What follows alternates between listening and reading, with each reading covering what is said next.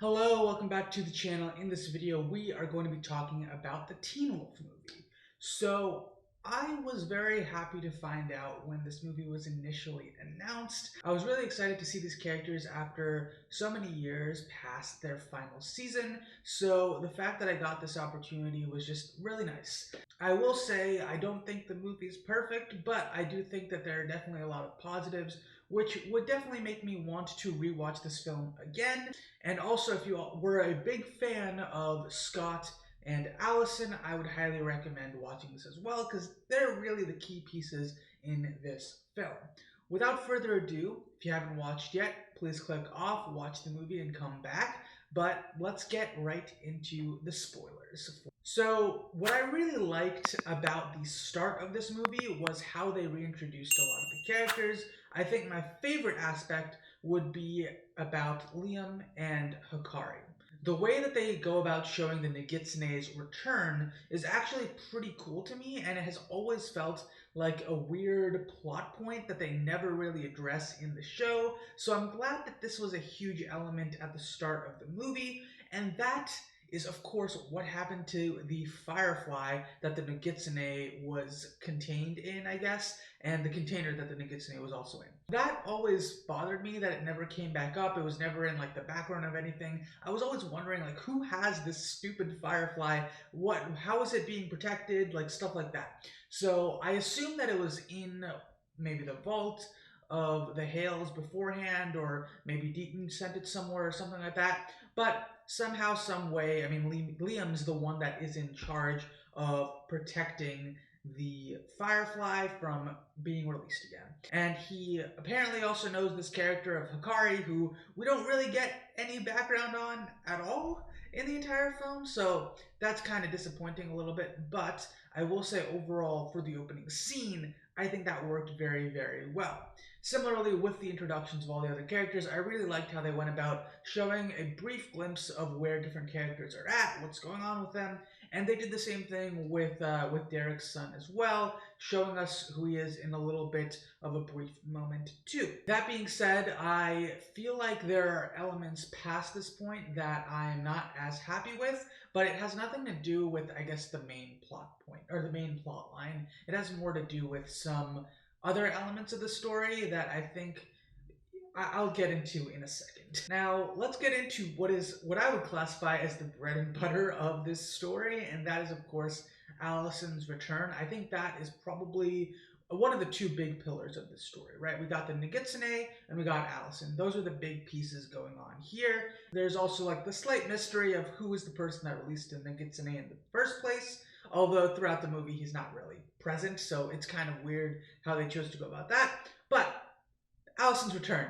I really like this element of the story because it brings back a character that a lot of us love. The way that she went out, like the way that the story progressed afterwards. I feel like Allison, her character was always like really cool, and the fact that we got to revisit her and bring her back and see how that's going to very clearly impact a lot of the characters in the story.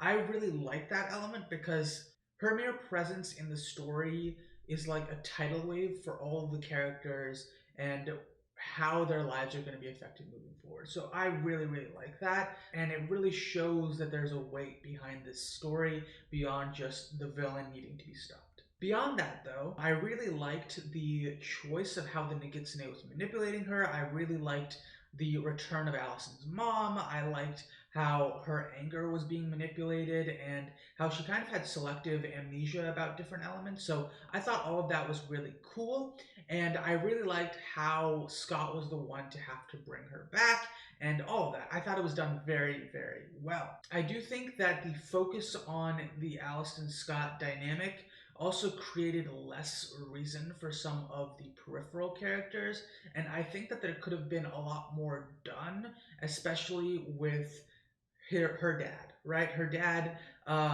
could have done a lot more. Chris Argent, I mean, I think that he should have also been one of the biggest pieces of the story, and I feel like in a lot of ways him and the other adult characters are kind of relegated to the periphery, which also makes sense because that's how the story usually went, right? They helped out, they gave guidance here and there, but they weren't one of the main pieces of the story ever, at least except for like a few given moments, right? And I think Derek's one of the exceptions to that because he's more of like that mentor figure for Scott in a lot of ways. But I think that Argent's presence in the story could have been highlighted a bit more, and I think it probably should have been a combination of Scott and Argent's interactions with Allison that would have actually brought her back, as opposed to it pretty much just being Scott.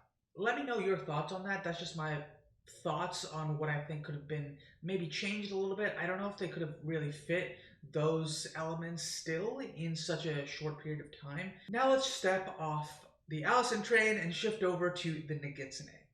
I think that the Nogitsune's presence here was interesting. It brought back a lot of like the ominous elements to this movie, to this story, to this world, and I think a lot of the characters, or at least Scott and some of them, Scott, Lydia, like a few people had definitely some trauma associated with the Nogitsune's presence because of what exactly the Nogitsune was capable of doing initially. However, I do think, again, with the split in the story, it felt like the Nogitsune's presence should have been interweaved a lot more with interactions with Scott, Lydia, and maybe even some conversations about Styles as well. I think they could have rooted Styles going missing to something about how the Nogitsune took him again, and this time didn't take over his body, but took some form of revenge, right? So maybe Styles would have been in the hospital or something, and they just couldn't do anything. That would have been really, really cool. And I think that would have added a lot to the story as well, to add another personal element to it. However, they didn't choose to go that route. I guess maybe they just didn't want to talk about Styles too much since he wasn't going to be in the movie at all. However, I think that also would have added a bit to the story too, because it would have brought back a little bit more weight behind the Nogitsune's presence. And I think the idea of chaos associated with the Nogitsune would have really done well with that type of thing, a form of retribution to the person that took him out. Because, I mean, yes, it was everyone, but he wasn't able to keep control of Styles because of Scott's calling him, and then Styles just destroying the checkerboard or whatever, all or the pie show board, I think it is. All of that. I think that it could have been cool that there was more, if there was more animosity towards Styles as well. And since he is one of the few completely human characters, it would have been cool to see some of that take place. I also wanted to mention the fact that Harris is the background villain kind of in the story. I think it could have been a bit more poetic if it was yet another Argent character. I think it would have been cool if the villain was actually Kate somehow. I don't recall if she passes in the show or not. I think she might have, but if they're bringing Harris back, I mean, they could have brought back Kate instead. Regardless, I mean, I feel like there's still a giant question mark, like how is Harris even alive? All of that, I mean, they don't explain it at all really in the movie, or at least I didn't catch an explanation for it. So that really threw me off, and yeah, I don't really love him as the villain here. It's just weird. If he survived in that initial sacrifice, wouldn't the Dark Druid character have known? Right? I don't know. I feel like there are some weird elements there. I mean, I would have been fine if he was back, but they needed to explain his presence. How is he alive? All of that. Yeah, and I feel like his lack of presence in the movie was also causing it to be a little bit more hollow as well. Like he didn't really do anything. He was starting some fires the whole time. All right, cool. I don't think that it was that important to have him in the film. Moving on, we also have Derek's sacrifice to talk about. I feel like this was kind of a wasted opportunity in a sense because I think it could have added a lot more depth and complexity to the story, specifically if Allison actually killed him, right? If Allison actually killed him, I mean, I was very upset when that happened, when she shoots the arrow at him and he's like dying on the ground. I honestly thought he was going to die, and I honestly thought he did die there. But then they're in the car and he's just awake again. I I don't love that at all, really. And then just to have him sacrifice himself at the end in like a strange moment of, oh, you guys are gonna burn up if I kill the Nogitsune right now. Like I don't think that was necessary, really. So I think it would have been much better story wise if he died at like the middle point where Allison kills him, and I think that that would have been much more interesting because the younger characters, especially Eli, would have no reason to want to help Allison after that point, and characters like Liam and all of the younger characters that didn't know Allison, they would have generated a lot more intrigue and a lot more depth in the story because there would be this divide between the old guard that's only trying to save Allison and the newer people who don't really care. They're like, this person is killing everyone, we gotta stop them. And that would have been really interesting. And the same thing would kind of happen to a lesser degree with Scott, right? Scott would see the downsides of having Allison in this form here in the world because she just killed his mentor, right? The person that mentored him from the beginning, who was always his piece or his person for guidance as being a werewolf, like he's gone. And I think that that would have added so much to the story. I don't know why they didn't do that, right? If Derek's character was going to die regardless, that was a much better point in the story to do it. All right. Now I want to talk about some of my bigger criticisms with the story overall. The first being I think there are too many characters in this movie.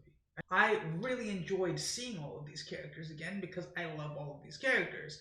But there's definitely like half of the cast that doesn't do nearly enough when compared to the other half of the cast. And you're like, why is this happening? Why are they all here? Right? And it's very apparent to me that the cast could have been cut down significantly. I think very clear examples of that are Jackson, Mason, even Liam and Hakari. Like all those characters don't do as much in the story. You honestly don't even need Deaton for most of the story either. So I feel like there's a lot of characters that could just be shaved out of this film to make it a lot more tight knit and to capture a lot more of those emotional tones. I think Jackson should have been a much bigger part of the story. However, he doesn't do much of anything, which I don't really like because I like Jackson's character. I like the actor, generally speaking, because I also like him as Roy Harper from Arrow. So I really wish he was more involved in the storyline, but he's not. So it really threw me off the fact that there are so many characters and it always feels like they're just going off and doing their own thing just so they have some type of busy work in the story. And it kind of irked me as the movie went on because I was like, you could have just had some of the original members of the pack, right? One or two parental figures, and then maybe one or two of the new characters, right? You just have Mason and Liam. You don't need anyone else, really. And I think that that would have been perfectly fine. It's unfortunate that they didn't go down that route because it feels like there are too many characters with not enough to do.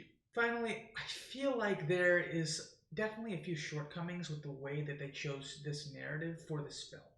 I think that this story could have gone a lot better with like a 3 to 5 episode miniseries where you have a lot more time with all the characters. It's not as big a deal as if you don't spend a lot of time with a character in a given episode because they'll get another piece to shine. I mean, you even have Peter who's barely doing anything in this movie. So it's like, I love all these characters and I want them to be involved in this main plot line, but they're just not, right? A lot of them feel unnecessary and I'm really sad about that because I like all these characters. I love the Teen Wolf story, and I think that there's just a disconnect here from translating a multi-episodic plot line to a 2 hour film. So I just feel like this could have been done a little bit better. I would still really love to rewatch this movie. I don't get me wrong, like I love watching these characters. There are a lot of elements here, especially Scott and Allison, the Nogitsune. I mean, Lydia's character, even Eli and Derek's characters talking to each other. I mean, all of this stuff is very cool and interesting to me. But there are other elements like this, right? Like Malia and Parrish going on, and you're just like, I felt like she was one of the ones that disappointed me the most because I love Malia's character so much. She's probably one of my favorite characters with her characterization. She's very unique, and she's not just a werewolf, right? She's a were-coyote and all of that. Like, there are different elements to her character that are very distinctive, and I feel like in this film she didn't have as much time to just shine. I don't like a lot of the elements here that they chose with specific characters, and I think Malia is the biggest element of that for me personally. I mean, I still love the character, but I I think that they underutilized her a lot in this film, and that just bothers me as well. Regardless, I mean, that's all there really is to say. In terms of my rating, I will give this movie maybe a 6.5 to a 7 out of 10. I enjoyed it. I enjoyed it, but after so many years without these characters, I would have hoped that they had a better or a more clear cut story that utilized all of the characters to their fullest potential, especially with a character like the Nogitsune. Making him a much bigger threat in this movie version would have been so cool to see, and it would have given a lot of the characters a lot more to do over the course of the story as well. That didn't feel like a bunch of busy work. Regardless, that is all for today. Let me know your thoughts in the comments below. I know this was a bit of a long video here, but I definitely had a lot to say. Thank you so much for watching, and I will see you next time. Like the video if you liked the video, and subscribe for more videos from me on this channel. Bye.